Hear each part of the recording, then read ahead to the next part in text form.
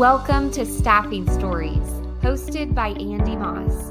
Andy has been in the staffing industry for over 25 years, first as a recruiter, then eventually an account manager and business owner. This is the podcast where we sit down with fellow staffing owners to get the real stories of the successes, the failures, and the lessons learned along the way.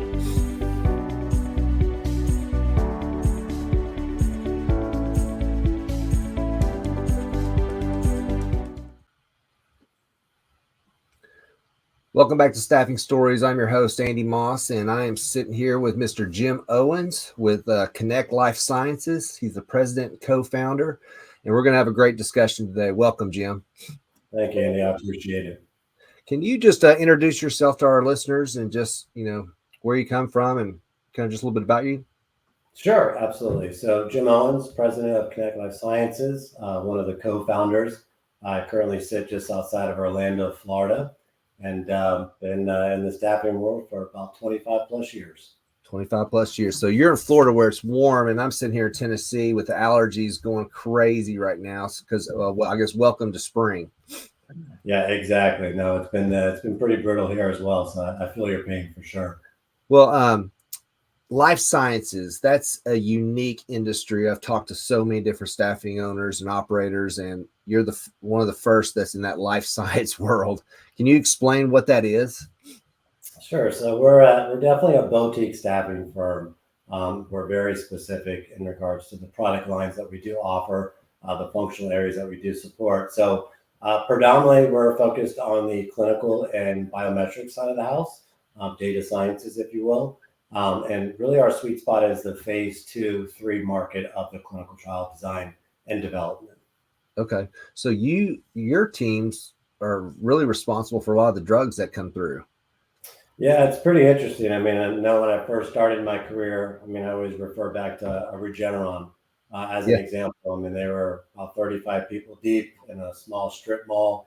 And, obviously many, many moons later, they've grown significantly, but it's really interesting. I mean, we always had the historical kind of pharmaceutical clients, if you will, and then emerging biotech, medical device. I mean, the advancements from just technology alone over the last 20 years have been remarkable. Getting down all the way into rare diseases, biologics, genetics. We've seen the industry really shift from just a chemical compound to, opening up the doors and pathways to a lot of new emerging technologies and just emerging, influences within the market space. So let's rewind. Let's go back to the very first time Jim got into staffing and recruiting, which was 25 plus years ago, like me. How'd you get in it? Just walk me through your story. I think my story is probably very similar to most people out there, dating back to 25 plus years ago. Had a buddy of mine that one of my best friends growing up got a position with Aerotech back in the day, and reached out to me and said, I got a job as a recruiter. Had no idea what that really meant. But a couple of days later, I actually went in for an interview, figured out a little bit more about recruiting. Although when I took the position, I probably still really didn't know what I would be doing day in and day out. But that's kind of where I cut my teeth, was with Aerotech back in 1996, 97. Yeah. It's about the same with me. It's, it was good times for all of us. I think back in those days, it was booming. I guess you would say it was the genesis of a lot of the staffing that's out there. Yeah, so it was a good time of it for sure. And, it was a really good environment to get started with. They had a remarkable training and development program, and, kind of felt like I hit the ground running day one.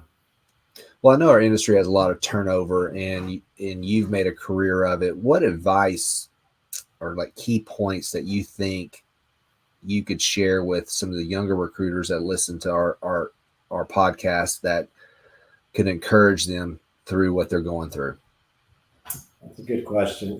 I would say stick with it. I mean, it sounds very simplistic, but it's like going to the gym or exercise or anything else that you're first starting with. Day 1, day 10, you really don't see any insurmountable changes physically. But if you commit to something, you do it for 100 days, you'll start seeing those changes, and you'll start seeing that progress. And recruiting is very similar.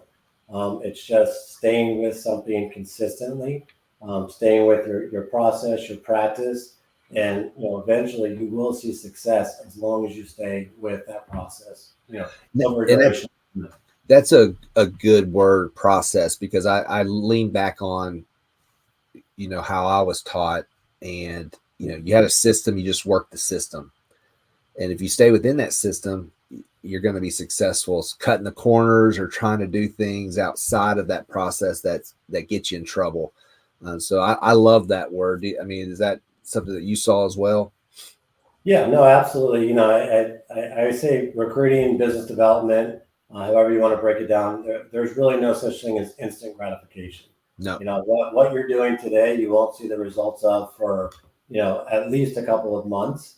Prospecting, reaching out to candidates. So that's really the key message, I think for me is what you're doing now.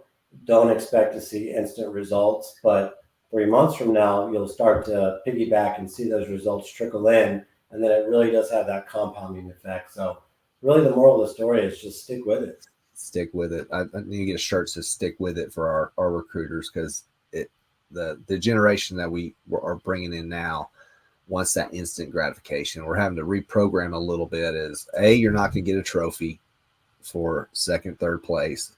B, you just got to grind. And finding those grinders is the hardest part about interviewing people, is how much will they grind and go through the pain. Absolutely. And, my business partner, he does it all the time, just going back to relationships. When I first started in recruiting, we didn't have the internet, if you will. Yeah. There wasn't those, job boards, and there wasn't resume repositories. So when you were reaching out to a manager, you were faxing that resume. The beauty of it was you had to call instantly, make sure they actually received that fax.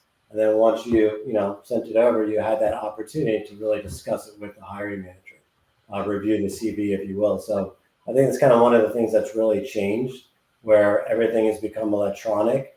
And again, we're looking for like instant gratification versus that slow burn, build that relationship, garner that candor. And then once you do have that ideal candidate, you'll always be first at the door.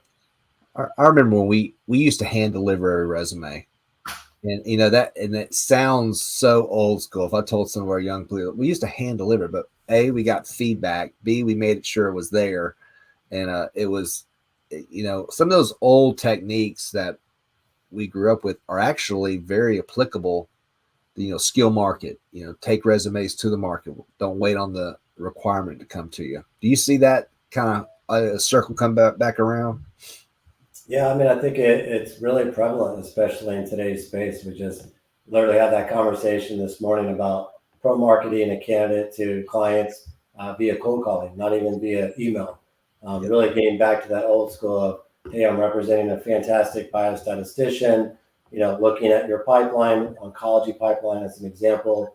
I think that would be a great fit for the culture of your organization, as well as the product or technology that you're pushing forward. So something as simplistic as that versus just sending it over via email, hoping that you get a hit, but really just trying to connect with those individuals, build those relationships, and at the very least, they call you back and say, "No need right now, Jim, but maybe in a couple months." So you at some point decided to go out on your own with a partner and break into this entrepreneurial spirit of running yourself. You run your own business. Kind of walk me through your thoughts, how that came about. Did you luck into it? Was it planned? Walk us through that. So originally, I had a company by the name of BioStaff Solutions that I actually founded with my wife, who I actually met through the industry. She's been in recruiting specifically for life sciences for 25 plus years as well. And we had actually sold that organization. I dabbled around with some consulting projects, ended up going and starting a life sciences division for an energy and gas commodities company.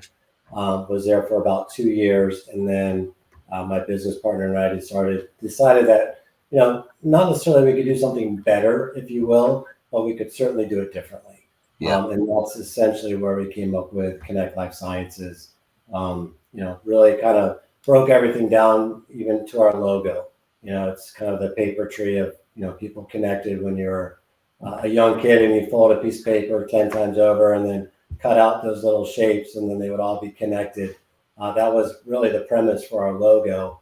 And then we just kind of dropped in the DNA strands and, it just all started coming together. But we really just wanted to do something by our own practice and, be able to have the flexibility to work with clients, kind of go out on a limb, if you will, and offer them something and kind of take a chance that, if you're working for a large corporation, you don't always have that autonomy or flexibility to do so.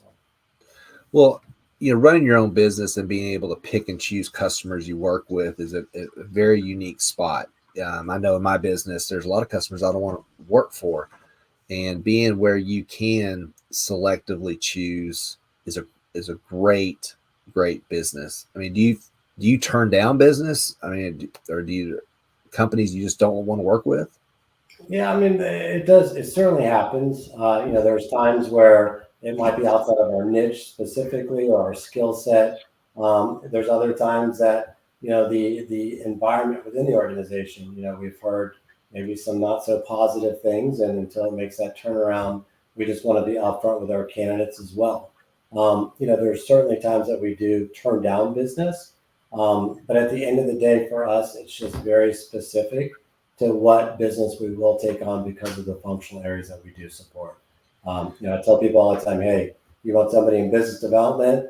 I could probably find you somebody, but there's other companies out there that would do a much better job. So I want to rewind back. So your wife is in the recruiting and you met her. I mean, there's a lot of people out there that met their spouse in the recruiting pit. And how has that been did you actually work together or, I mean, you had your own business together. So, I mean, yeah, we've actually worked together on and off for about 20 plus years. So I actually met her when we both started at Smith Haley Consulting Group, which was my first entry point into the life sciences industry. And we actually started 2 weeks apart. So we were kind of, bitter competitors early on because, you always want to beat the person that started at the same time that you did. Yeah. So, we were very competitive. And, it was always a good motivator to kind of have somebody else that, she's a much better recruiter than I ever was. And I'll go on tape admitting that. But it was a really nice motivator to kind of push the agenda forward and keep us both on the same page, our first year from a success standpoint. It's always good to have your spouse on board with what we do. I know we're not in an easy industry. We always bring our work home, and with you having your spouse actually sit in that seat and understand that, it probably makes your life a little bit easier, or she understands, why you're taking that phone call, why you have to slip away and do this. Early on, I had twins and I'm trying to feed them a bottle and trying to do a screening over the phone. So it's tough, but having a spouse there that can do that is great. Yeah, and just understanding the industry, understanding just as you said, Andy. I mean, it's not necessarily an 8 to 5 job. There's certainly times where candidates are available after hours. That's the best time to reach out, and having somebody that does understand that it's highly efficient, effective, and on the flip side, if I have a rough day, she probably has a rough day as well. So you kind of take everything with a grain of salt, but as I've gotten older, I kind of, come to the understanding of there's some things you just can't control. And, all those things that you're worried about, just write them down, cross them off the list. If you can't control them, and just let them go, because at the end of the day, it just causes anxiety and it really gets you nowhere. So let me ask you 2 questions. One, what is the most exciting thing you see in our industry happening? And on the flip side, what is the most disappointing thing in our industry that you are seeing? Most exciting for me, specifically within our space, is really just seeing the economy and the industry coming back. During COVID, it was banner years. It was just, there was more clinical trials, in that time period than there were probably the last 5 years combined. So it was a very unique time. Everybody was specifically looking for direct hire versus contract. So that really kind of played with the numbers and was a little bit of a shift in mindset. It's nice to kind of see the industry is, yeah, getting back to the point where it's, historically been in previous years. That to me is the most advantageous point right now, only because it's more traditional. We kind of know what to expect. Yep. With COVID, that's when we launched Connect Life Sciences, was literally peak of COVID, and we just didn't know. It could have been the absolute worst time to launch a company. It ended up being the best time to launch a company, but hindsight's always 2020. Well, I launched mine in '07, right in the teeth of a recession. Yeah, no, exactly. But right before it, I was like, oh my gosh, great, great, great. All right. So what's the most disappointing thing you see? For me, on a personal level, I would say it's just the lack of mid-year tenure. And what I mean by that is, there's a lot of individuals when we go to conferences, trade shows, that have been doing this 15, 20 plus years. But there's no middle ground anymore. There's not that, 10 to 15 year recruiter. It seems like most individuals get into the industry, they last for about a year and a half to 2 years, and then they time out and move on to different things. So, not really seeing that next generation, if you will, kind of coming up through the ranks, to me is disappointing, but it's, I think, going to be one of our greatest challenges moving forward.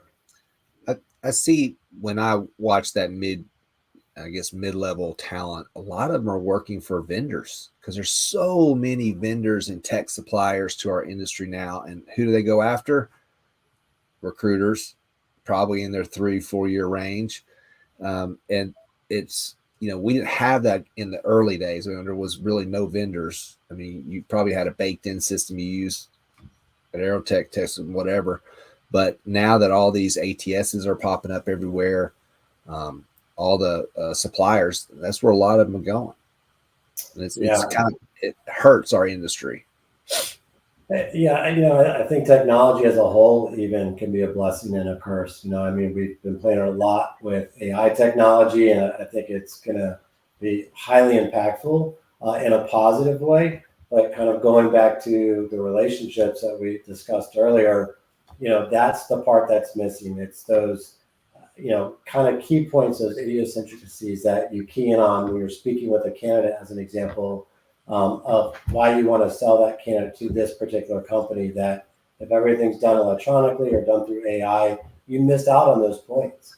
And some of those points, to me, character and culture are the two key things that you want to focus on when recruiting for a company.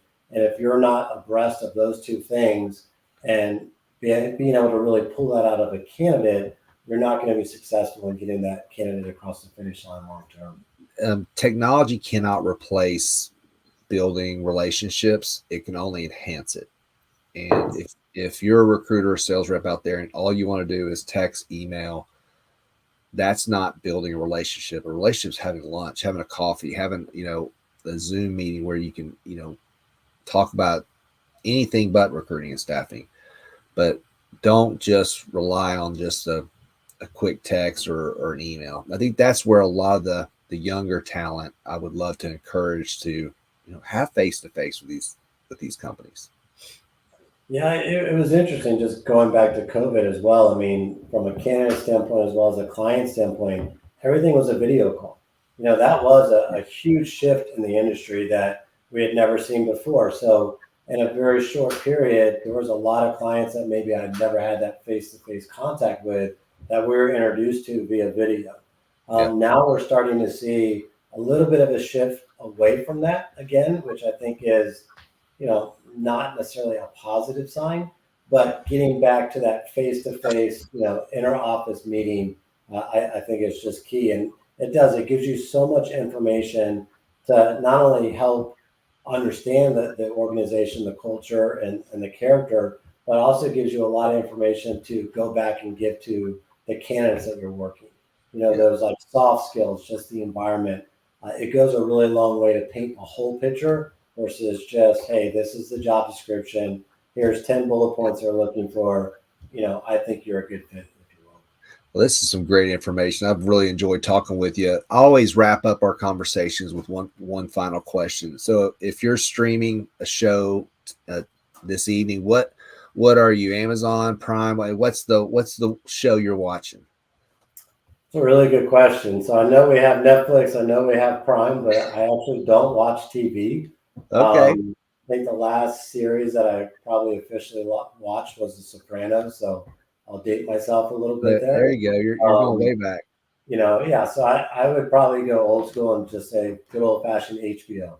Okay, so you're the commercial for paying for all the streaming stations and not watching any of them. Yeah, it's funny you said that. I see this app all the time, and it talks about tracking all the services you're paying for. You don't realize. Yep. You should probably invest in that in the near future. It'd be a good investment. Jim, I really appreciate you taking the time today to talk, and great information and good discussion. Thanks a bunch. Thank you, and I appreciate your time. Thank you.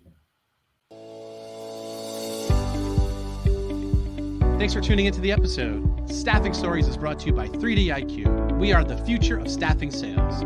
Our solutions are designed to supercharge your sales and 3x placements, all without ever leaving Bullhorn. Direct market, deliver talent, and drive sales with our all-in-one tool designed for the modern recruiter.